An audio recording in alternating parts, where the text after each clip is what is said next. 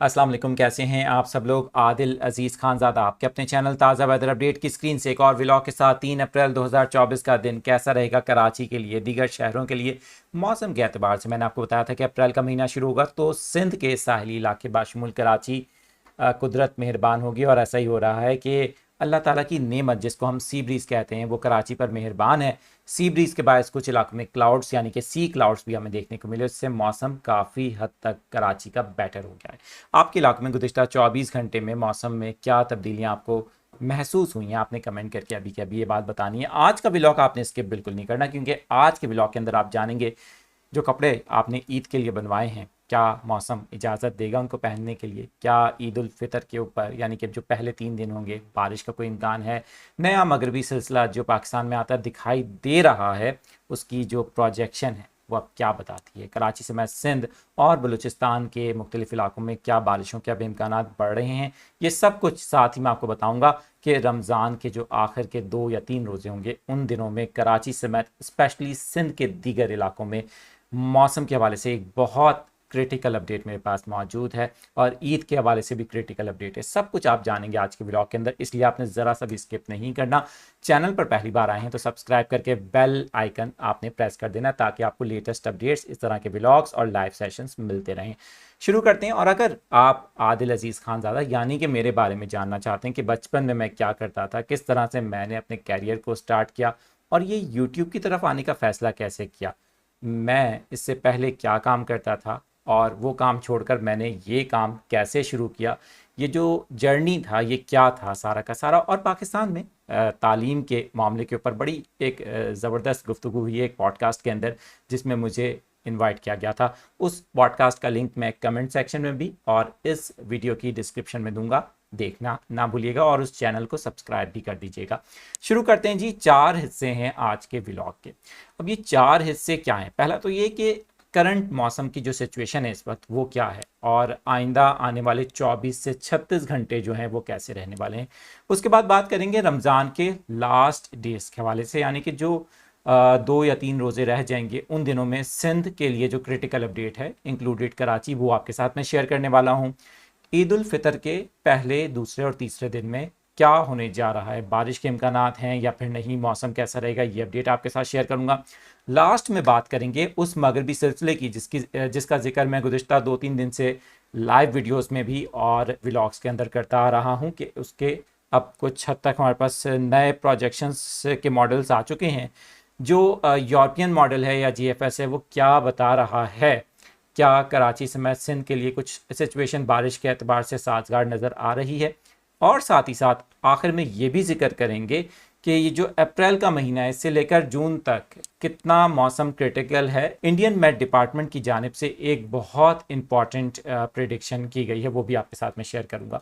सबसे पहले तो आपको बता दूं कि कराची का मौसम बहुत साजगार है इस वक्त या खुशगवार है। उसकी वजह यह है कि सी ब्रीज कराची में रिस्टोर हो चुकी है और ये सिलसिला अब 5 से 6 अप्रैल तक जारी रहेगा। जैसा कि मैंने आपको बताया था कि 6 तारीख के बाद से दोबारा से एंटी साइक्लोनिक सर्कुलेशन के बायस सी ब्रीज मुतासिर होगी और जो रमज़ानुल मुबारक के लास्ट के डेज हैं ख़ास तौर पे, यानी कि जब 3 रोज़े या 2 रोज़े बाकी रह जाएंगे तो कराची समेत सिंध के बहुत से इलाकों में टेम्परेचर 38 से 40 डिग्री सेंटीग्रेड तक जा सकता है। अब ये जो तारीखें हैं वो 6, 7 और 8 अप्रैल की हैं ख़ास तौर पे।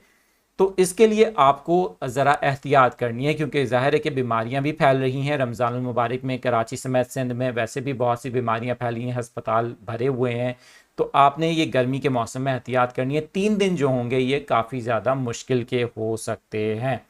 अब शुरू कर लेते हैं बात कराची समेत सिंध में ये जो ईद उल फितर के 3 दिन होंगे इसमें मौसम कैसा रहेगा। क्या ये 7, 8 और 6, 7 और 8 तारीख का जो मैं जिक्र कर रहा हूँ इसके बाद भी इसी तरह की कंडीशन बरकरार रहेगी या फिर मौसम कदरे बेहतर हो सकता है। अब ये गौर से सुनिएगा। देखें, एंटी साइक्लोनिक सर्कुलेशन के बायस और साथ ही साथ राजस्थान से आने वाली कुछ गर्म हवाओं के बायस सिंध के जो मैदानी इलाके हैं या फिर जो सिंध के मशरकी इलाके ख़ास तौर पे जिनमें छोर है, और अगर साहिली इलाकों की बात करें, ज़ेरी सिंध की ठट्टा है, बदीन, यहाँ पर भी टेम्परेचर बहुत ज़्यादा शूट करेगा, ख़ास तौर पे ईद के पहले और दूसरे दिन। अब डिपेंड करता है कि ईद 10 तारीख को होती है या फिर 11 तारीख को होती है। 9 तारीख को तो चांद के लिए मरकज़ी रूयत हिलाल कमेटी का इजलास होने जा रहा है।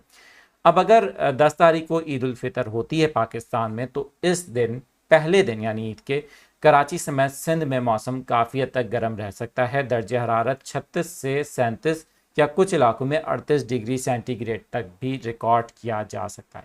तो जो हजरात यकीनन ईद के लिए कपड़े बनवा रहे हैं या बनवा चुके होंगे, तो ये बात माइंड में रखते हुए वो अपने ड्रेसेस को मेक श्योर करें इस चीज़ को कि वो कपड़े आप इस मौसम के अंदर पहन भी सकें, क्योंकि ये जो मौसम होगा इसके अंदर एक तो हवा में नमी का तनासुब बढ़ जाता है, उसकी वजह से आपको यकीनन एक घुटन का एहसास ज़्यादा होगा, ख़ास तौर पे घर के अंदर आपको रात के वक्त में भी घुटन का एहसास हो सकता है। उसकी वजह सी ब्रीज़ का डिस्टर्ब होना है।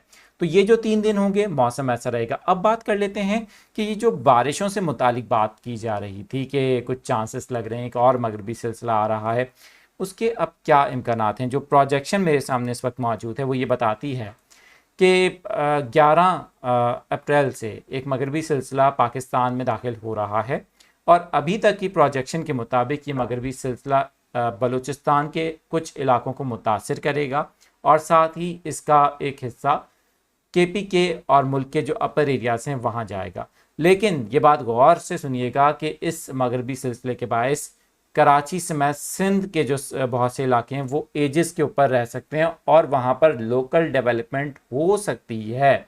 और ये बात भी याद रहे कि अभी चेंजेस इसमें होंगी मज़ीद, बट अगर कोई लोकल डेवलपमेंट होती है तो उसके बायस कहीं कहीं हमें बारिश मिल सकती है देखने को, और मौसम में कुछ अनयूजुअल या गैर मुतवक्के किस्म की तब्दीलियां हमें इस सिस्टम के अंदर देखने को मिल सकती हैं, जो कि एक नेक्स्ट मगरबी सिलसिला वेस्टर्न डिस्टर्बेंस पाकिस्तान में दाखिल होने जा रहा है। बंदर अब्बास जो कि ईरान की बंदर गाह है, वहाँ से होते हुए ये ईरान और फिर बलूचिस्तान के कुछ इलाकों को हिट करेगा।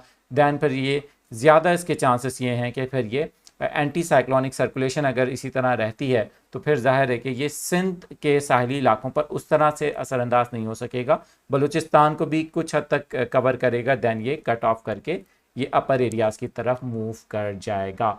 तो ये मौसम की सिचुएशन रहने वाली है। अब बात कर लेते हैं इंडियन मेट डिपार्टमेंट की उस प्रेडिक्शन के हवाले से जो कि अप्रैल से लेकर जून तक के लिए की गई। आपको बताया गया था कि इस साल दर्जे हरारत में गैर मामूली इजाफा होगा, इसकी वजह से साइक्लोन्स बनने के चांसेस ज़्यादा होंगे, और इसके साथ साथ अगर ज़ाहिर है कि फिनोमिनल चेंज हो रहा है, एक तरफ हम अब ज़ाहिर है कि एल नीनो से न्यूट्रल फेज में जाएंगे और न्यूट्रल से लानीना की तरफ जाएंगे। जब हम लानीना की तरफ जाएंगे तो जाहिर है कि वो अगस्त का महीना होगा, और इसकी वजह से जब अगर इसी तरह का टेम्परेचर बढ़ता है तो उससे ये जो खलीज बंगाल में बनने वाले हवा के कम दबाव हैं इनकी शिद्दत कदरे बढ़ सकती है, और जो मानसून होगा सेकंड फेज़ का वो पाकिस्तान समेत भारत में काफ़ी ज़्यादा बारिशों का बायस बन सकता है। ये अब तक की जो मैंने स्टडी की है उसके मुताबिक ही मानसून की भी अपडेट है, और साथ ही साथ ये टेम्परेचर राइज अप होने के हवाले से भी अपडेट है जो आपको बताना बहुत ज़रूरी था। आज ही इंडियन मेट डिपार्टमेंट की तरफ से एक वहाँ पर अलर्ट भी जारी कर दिया गया है। भारत के बहुत से इलाकों में जो मुतवक्के हीट वेव है, ज़ाहिर है कि आपको पता है कि वहाँ पर पहले गर्मी आती है और उसके बाद फिर बहुत से इलाकों में इसके लिए इकदाम करने के लिए हिदायत भी जारी की जाती हैं। तो इस बार भी वहाँ पर कहा गया है कि जो टेम्परेचर है वो काफ़ी ज़्यादा बढ़ सकता है। वीडियो पसंद आए तो लाइक कीजिएगा, चैनल को सब्सक्राइब कीजिएगा, और इस तरह की वीडियोस के लिए कमेंट करके ये भी बताइएगा कि आपको इस तरह की वीडियोस पसंद आती हैं, और अगर आती हैं तो आप इसमें मज़ीद इम्प्रूवमेंट चाहते हैं और क्या ऐसी इम्प्रूवमेंट होनी चाहिए। अपनी तजावीज़ भी हमसे ज़रूर शेयर कीजिएगा। मिलते हैं अगली वीडियो में।